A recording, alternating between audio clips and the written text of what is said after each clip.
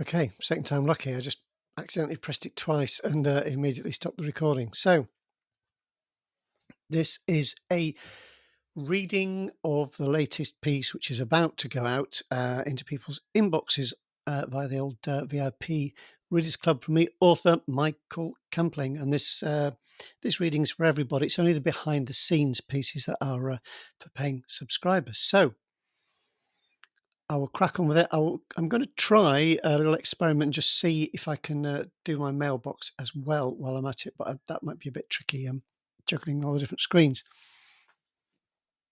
Okay, so this piece was called War and Peace. No, not the novel, just me. A peaceful missive from the world of books.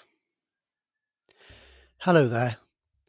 All war is a symptom of man's failure as a thinking animal. John Steinbeck. I hope you're keeping well and managing to maintain your equilibrium. There's no doubt about it, we are living through turbulent times, but I hope my newsletters provide a moment or two of calm and maybe even a laugh. I've had some nice comments about the essay type pieces I've been sending out. Special thanks to Glenn Kay. So I hope to post more of those pieces. Apologies that my email schedule has gone to the dogs recently. I'm doing all I can when I can. And apologies also if you can hear chickens crowing that we've got, or roosters crowing. I have got the windows ever so slightly open, but I'm hoping the microphone will miss it. There are allotments behind the house, and the roosters have a fine time there, and apparently they're in good voice tonight. Anyway, back to the reading. I've been getting on with the next Devonshire crime thriller, and after a sticky point where I really didn't know how DC Spiller and the other hard-working coppers were going to solve the case, I had an aha moment. No, I didn't sing Take On Me in a high-pitched voice, and trust me, you don't want to hear that. I simply saw how the thing could be done. Confidence renewed, I ploughed on. I must be 75% through the first draft. I've also been getting the new version of A Study in Stone ready for publication. It took me a while to make changes in the light of comments from the beta readers, but I did it. Again, thanks to everyone who sent in feedback. And, I got some really valuable feedback. So I am adding in asides as I go here because, why not? And I will try and make sure I've emailed back to everybody. I think I have done them all, but then some came in later. And I'm not good with my inbox, as regular readers and listeners and viewers will know. Anyway, back to the piece. That book got me thinking about war because some of the story harks back to World War One. While in London for a writers' conference, I popped into the Imperial War Museum. I wanted to get a glimpse into the world inhabited by those characters. They might be fictional, but the people they represent were not, so I wanted to do them justice. Here are a few photos from my visit, and I've got a photo of the Imperial War Museum and some roses from the front, a typical sort of infantry World War One uniform. Well, I'm saying infantry, I don't have the information with me at the moment, but a kind of ordinary soldier's uniform. And I'm aware these things changed over time and were probably different in different regiments and so on, but it's just, it gives a point of reference perhaps. And there's also an officer's uniform. Relevant to the story, I felt, because officers and ranks were involved in the story. And now for some peace, and then there's a picture I took while I was out on a run of a beautiful thatched cottage, a typical sort of Devon, lovely scene, a lane, sunshine on a rather large white painted thatched cottage. And I've also put the caption that you can see the other club members leaving me behind the rotters because you can see them running off in the distance. But I caught up with them.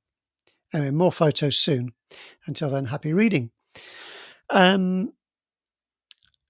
And then, of course, the Reader of the Week. So this is relatively new, and you can still join in with this. And there's a link to the form in the newsletter. So, Reader of the Week. Thank you to the people who've stepped up to be Readers of the Week so far. Today we're saying hello to Mandy. So, first name Mandy, where you're from, Warrington, England. Favourite book, Dark Eden by Chris Beckett. Not one I know, but it sounds good. Favourite author, Ellie Griffiths. Very familiar with with those books, and the ones I've read I've really enjoyed. Last book you read, The Lost Bookshop by Evie Woods. That sounds good too. Fun fact, in 2002, I received a highly commended for my exhibit in the World Flower Arranging Competition in Glasgow, which is amazing. So thanks, Mandy, I've written here, and well done for winning the award. Well deserved, I'm sure. And from what I've seen on TV, the standard of creativity in those competitions is extremely high. Yeah, I've seen the kind of things that are competition winners and get highly commended and so on, and they're not just sort of somebody putting flowers in a vase. They're incredible creations. Very talented, take lots of work. Anyway, if you'd like to be a reader of the week, all you have to do is fill in this form, and there is a link to that in the original piece. Podcast and readings. These audio and video recordings are for everyone. So this is what I'm doing now. So I'm linking. It's a bit meta, I know, but I'm reading the bit about the link to this kind of piece. You can find both in the podcast section, which is on the VIP Readers Club, vipreaders.substack.com. And you can see a podcast section there. And there's also info on how to add the podcast to your favorite app. So if you listen to podcasts in, Apple Podcasts or whatever, you should be able to add it from the information there. Because the audio part is a bona fide podcast. Behind the scenes, I sent out a live stream for paying members of the club. So in case you missed it, it's here, and there's a link there to the behind the scenes live. Again, you can find all these on the vipreaders.substack.com, but while everybody gets a free preview, there has to be something extra special, I think, for paying members. So that's one of the things they get, along with the chat and the comments feature. And that piece is called Behind the Scenes Live. How long does it take to write a novel?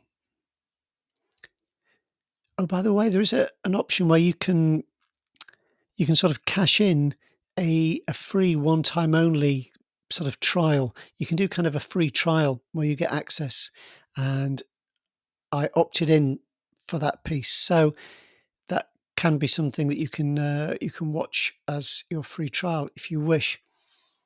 It's been a while since I experimented with that, but I think it's fairly straightforward. So it says, signing off, I'm almost ready to declare the Oh, hang on. Oh, no, that's a bit I need to read. So good job I'm reading it out. So I will sign off there, because that piece, actually, I haven't finished writing. Oh, how stupid of me. Anyway, I'll just be saying goodbye and letting you know that I'll be back in touch soon, and saying take care and happy reading. Now, what I want to try doing, and apologies if I miss anybody, but I want to try and do some shout outs to people who have emailed in. Oh, by the way, replying to the newsletter isn't great because it tends to get filtered into spam by my email, receiver or whatever, and in the software that I use. So I could be missing it. So I had a really nice message from Diane, who'd finished reading the beta reader. So again, this is one of the later ones that came in. So I'll try to write a reply as well. But Diane says, I'm so moved after finishing this book. Very few books reach the place of human contact like this one did for me. What started out as my favourite characters, Dan and Alan, solving the crime. I won't give any spoilers here. To journey into World War I history. So I was mesmerised. Your skill in bringing out the depth of this story is invaluable. I enjoy writing. Look forward to more books from you. Thank you for your gift. I wish you the best. That's from Diane. So thank you so much, Diane. It's really appreciated. I didn't read it out word for word because I don't want to do any spoilers. I've had a couple from Glenn. I mentioned him in the new letter as well, because it's always nice to have regular correspondence.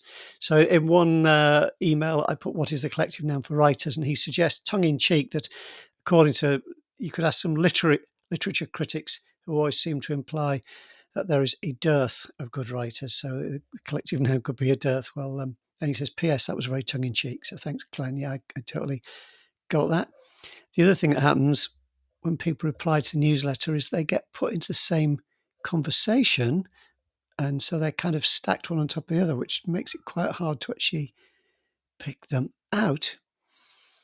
So Cinder says, I hope I'm reading that right. Just as glad it was repaired. This is about my car and when your car might explode piece. So glad it was repaired. Yo-yos hit myself trying new tricks many times. I had a proper wooden one in yellow. Cheers. Yes, I know what you mean. Those proper ones, those quite heavy ones, could be quite lethal. Well, not literally. Oscar says that was a great email, Mikey. I remember the clacker balls. That was partly what the email was about. Didn't have one myself, but remember my friend's dad making some with fiberglass resin. Oh, they were probably better than the ones you bought. We had such simple fun in the old days. And he mentions that my piece where I said I wanted to say hey in a loud voice, startling the other customers and sweep my arm towards the ranks of cars. I was wondering, do all these cars explode too, or is it just mine? He says I should have said it, and yeah, maybe I should have done. It would have been quite funny, but I don't know. It might have taken a bit more self-confidence, perhaps. So, just trying again. This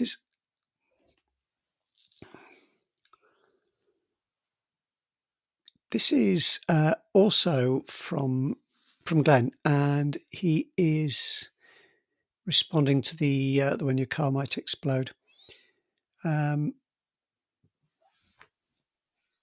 Sorry, I will.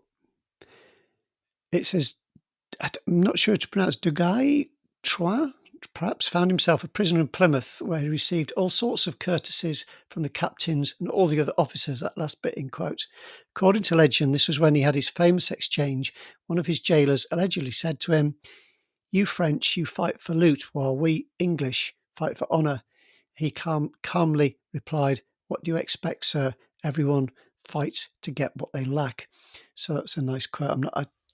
I can't attest to the verity. I'm sure it is right. But yeah, it's interesting. It's always nice to have extra bits that people send in. I'm just looking. I don't think there are others, but as I say, because my inbox gets a lot of other stuff in it. Oh, there was one, and I don't know. This is from Wendy, who said she had trouble, and I would definitely make sure I reply to this, setting up the Substack app on the phone, because it does ask for contacts. And, understandably, people don't want to do that. And I believe you have to hunt for it a little bit, but there is an option to say no, and you skip past that step. But I'm sure by design they've made it a little bit harder to see. You know how they do these things in apps and websites and stuff. So yeah, sorry I had that experience, Wendy. I will just reply down, but I did some research and I believe it's possible just to say no, you can't have my contacts, and carry on and use the app anyway. And from what I recall, it doesn't nag you to keep doing it. Some apps do, don't they? They keep saying add your contacts. It's pretty controllable, the app. So I use it. So I wouldn't recommend it if I didn't use it. I use it all the time, and I've turned off all the notifications. I found that quite easy to do, so it doesn't pester me. It doesn't nag me. It just kind of sits there. The only extra thing they do is they will sometimes email you other people you might like, kind of thing, and that's often recommendation. So I recommend, I don't know, 2 or 3 other newsletters just from people I've genuinely found entertaining. I thought other people might like. So golly, that's rattled through the mailbox, read the newsletter, done some extra asides. All this goes up onto YouTube as well, and it will be on the old vipreaders.substack.com. And yeah, it's pretty easy to find, and you don't have to use the app. It does work as a website as well. So it's kind of emails, newsletters, website, chat, videos. It does everything. So you don't need the app, but you might find you get more out of it in some ways. Totally up to you, totally optional. If it wasn't optional, I wouldn't be using it at all, because I don't like sort of shady practices. They only make money if people set up paying subscriptions, most of which I get that money just to help keep the lights on and keep the wheels on this thing, keep the show on the road. so they just take a little percentage. But again, it has to be totally optional. And that's why the bonus content I do is very much extra. To be honest, you can probably have a fine time. I'd probably put out more than enough content probably for most people. Probably think, "Will this guy go away and shut up?" But I put out enough stuff. I think that you won't miss it because I don't want to be dipping into people's pockets at all. Um, if you want to buy one of my books, if you're good enough to do that, really appreciate it. Because then you know what you're getting. You pay for a book, you get a book. But if you want to support extra, that option is there. So I kind of hope that's clear. But it's neither an expectation nor a sort of a demand in any way on my part. That would be awful. And I just do the extra bits because I feel I want to give something extra in return for that extra support. Okay, better sign off. It's a problem once I get talking. Okay, and as always, look after yourselves. Take care. Hope you've got some nice books to read, and I will talk to you again soon. Bye.